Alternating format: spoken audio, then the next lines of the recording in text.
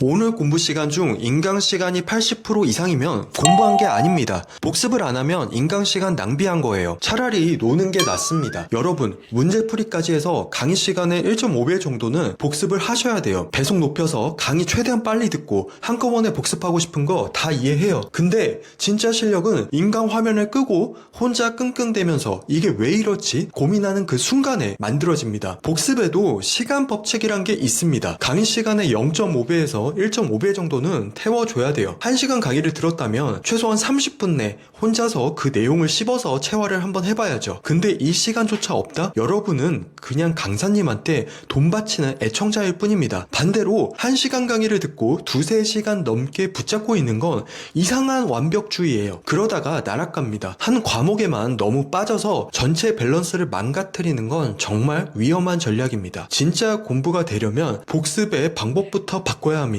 저는 여러분께 머릿속으로 떠올리기를 강력 추천합니다. 오늘 배운 개념이 머릿속에 어느 정도 그려지는지, 풀이 과정 전체가 잘 떠오르고 있는지, 얼마나 떠오르는지 스스로 확인해 보세요. 국어를 예로 들면 강사가 지문의 핵심어를 표시하면 복습할 때 표시가 따로 안 되어 있는 지문을 스스로 읽어보면서 나도 그 단어를 핵심어라고 생각하면서 읽어가고 있는지 확인하는 거죠. 이렇게 공부하면 똑같이 1시간을 써도 남들과 체화 정도가 정말 달라집니다. 옆 친구가 인강 5강을 보면서 수동적으로 인풋만 있을 때 여러분은 한 강의를 보더라도 그 포인트를 뇌에 어느 정도 각인시킨 거예요. 물론 처음부터 이걸 완벽하게 해내려고 욕심낼 필요는 없습니다. 처음에 당연히 머리로 떠올리고 진짜 아는지 계속 확인하는 게 쉽지 않아요. 하지만 복습이 1회, 2회 반복될수록 내가 정말 알고 있나? 이거를 끊임없이 의식하면서 공부를 해야 점수가 상승합니다. 단순히 텍스트를 눈으로 읽는 건 진짜 공부가 아닙니다. 내 머릿속의 지식을 스스로 끄집어낼 수 있어야 시험 볼 때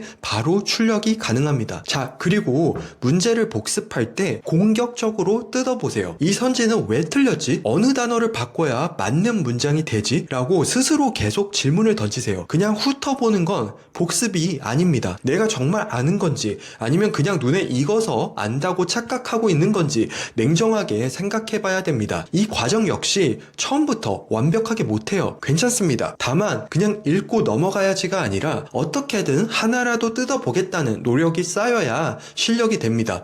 머릿속으로 풀이 과정이 막히는 그 지점, 지문을 읽다가 이해가 안 되는 그 지점, 그게 약점이고 지금 충분히 복습하면서 연습을 하셔야 됩니다. 그리고 1등급과 4등급의 결정적인 차이가 있어요. 보통 학생들은 틀린 문제를 복습할 때 문제를 다시 풀 줄 알면 공부가 끝났다고 생각을 해요. 하지만 그건 진짜 실력이 아니라 그냥 기억력 정도입니다. 지금 답을 맞추는 게 그렇게 중요한 게 아닙니다. 출제자의 의도가 뭔지, 출제자가 내가 뭘 알고 있는지를 테스트해 보려고 하는 건지를 파헤쳐서 비슷한 유형의 다른 문제에서도 보편적으로 적용될 수 있는 원리를 뽑아내셔야 됩니다. 이게 진정한 복습 기준입니다. 시험 문제는 어차피 오늘 푼 거랑 똑같이 안 나옵니다. 우리가 해야 될 건 그 문제의 표면적인 풀이 과정만 익히는 게 아니라 다른 문제에서도 적용되는 포인트를 뽑아내는 겁니다. 이게 바로 똑같은 인강을 보고 비슷한 공부를 하는 것 같지만 결과가 다른 이유입니다.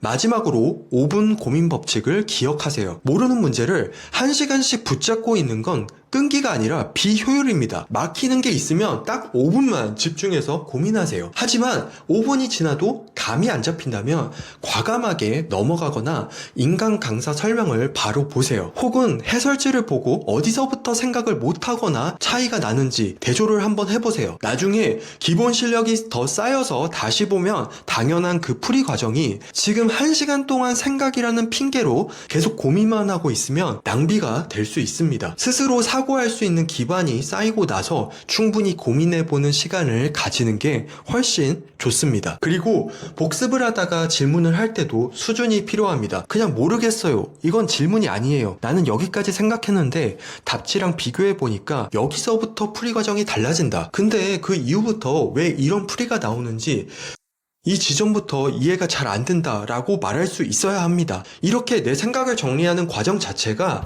여러분의 진짜 실력이 됩니다. 단 하나를 풀고 복습하더라도 낯선 문제에서도 적용할 수 있게 포인트를 찾으려고 노력을 해보세요. 처음엔 서툴러도 괜찮습니다. 스스로 정말 알고 있는지 냉정하게 테스트하고 지식을 아웃풋해 보면서 점점 더 깊게 파고드는 사람만이 결국 수능날 웃게 되는 거예요. 오늘도 영상 시청해주셔서 감사합니다. 앞으로도 계속 여러분의 가짜 공부를 파헤치고 솔루션을 드리는 영상을 계속 올리겠습니다.